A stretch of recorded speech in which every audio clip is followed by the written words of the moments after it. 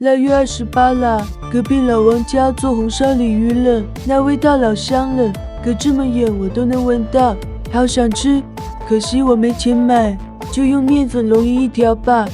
1袋面粉加2舀子温水，撒1丢丢酵母粉，筷子搅拌成颗粒状，用手揉成光滑的面团，盖上盖子请发30分钟。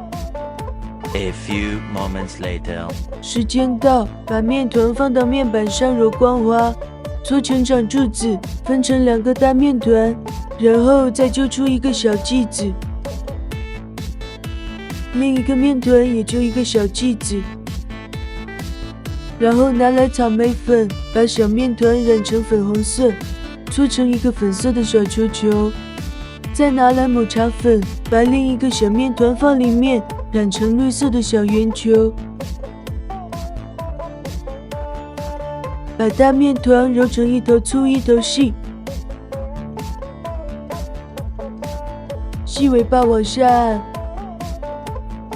中间用刀分开，两边斜着切掉，揪掉中间的面团，把尾巴整整形，从前往后捏出背部，两手交叉捏出纹理，捏出鱼的嘴巴，用刀切出鱼的腮部，吸管戳出鱼鳞片的形状，拿1颗巧克力豆当眼睛，用刀背给鱼尾巴切下纹理，搓1个细长条对折，做鱼的胡须，用吸管固定胡须的位置，然后把胡须摆好造型。粉色的面团搓成细长条，摆在鱼背上做个装饰。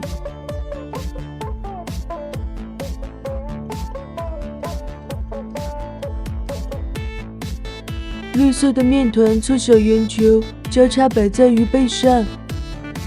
1条锦鲤面鱼就做好了，是不是活灵活现呢？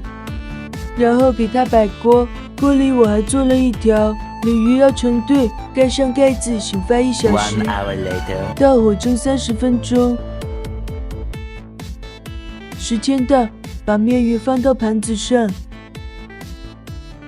1对胖乎乎、超可爱的鲤鱼，刚做好的味道老香了，我1顿能吃4条。如果我拿这个去跟老王换鲤鱼，你们觉得老王会换给我吗？